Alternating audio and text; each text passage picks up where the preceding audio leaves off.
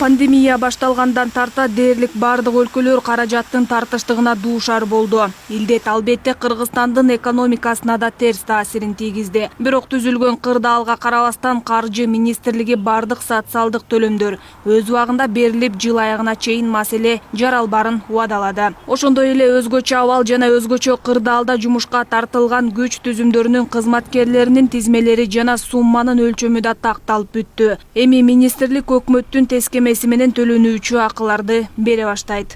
Бул жактан да айтып кетчү нерсе, бул жана техникалык процедураларга жараша болуп атат да. Эми баарыңар түшүнөсүңөр, ушундай кырдаал бүт жерлерде болду. Эми бүт силовой блок ошол жерде иштеди.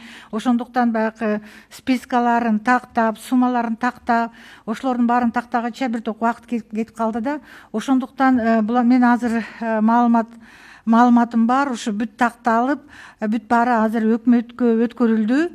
Өкмөттөн биз тиешелүү кагаз, тиешелүү документ алар менен эле биз акчаларды бергенге даярбыз. Ошондой эле мугалимдердин бардыгына акы төлөнүп берилди. Ал эми Бишкек шаарында техникалык себептер бар. Бюджетте жалпы 744 миллион сом каралган. Жана мэрия менен документтер иштелип чыккандан кийин төлөнүүчү акылар берилет, деди министр. Пенсия жөнүндө айта турган болсок, бул жаатта эч кандай көйгөйлөр жаралбайт. Муну социалдык фонддон дагы тастыкташты. Социалдык фонд тарабынан толугу менен пенсиялык каражаттар каржыланып берилди.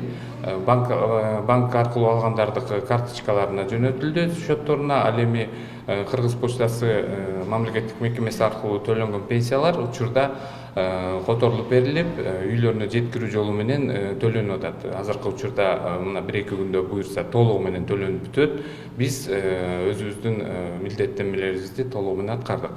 Бүгүнкү күндө Кыргызстанда 681 миңден ашуун пенсионер жашайт. Баса пенсиялык төлөмдөрдү үйгө жеткирүү социалдык фонд тарабынан каржыланат жана Кыргыз почталары аркылуу жүргүзүлөт. Андыктан улгайган жарандар пандемия учурунда пенсия алуу үчүн почтага баруулары кажет эмес.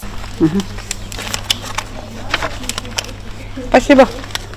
Кыргызстан бюджеттик колдоо COVID-19 вирустун жайылышын болтурбоо жана экономиканы колдоо үчүн эл аралык финансы институттарына жана донор өлкөлөргө кайрылууга муктаж болуп, азыркы тапта сүйлөшүүлөр жүрүп жатат. Азыркы күндө, бүгүнкү күндө көрсөтүлгөн сумманын ичинен 291,9 миллион АКШ доллары эл аралык валюта фондунан жана Азия өнүктүрүү банкынан келип түштү.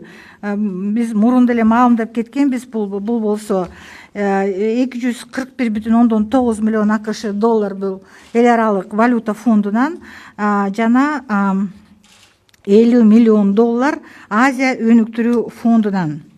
Бюджетке андан тышкары мына жыл аягына чейин бюджеттик колдоого Евразия турукташтыруу жана өнүктүрүү фондунан 100 миллион АКШ долларын тартып келүү пландалууда. Азыркы тапта дефицит мамлекеттик салык кызматы тарабынан 5,5 миллион сомду жана бажы кызматы тарабынан 7 миллиард 700 миң сомду түзөт. Экономикалык ишмердүүлүк кайра жанданып, чек аралар ачылганда бардык жетишпестиктер кайрадан толукталат, дейт Жээнбаева. Алина Бактыбекова, Нурдан Гарыпбеков, Пирамида.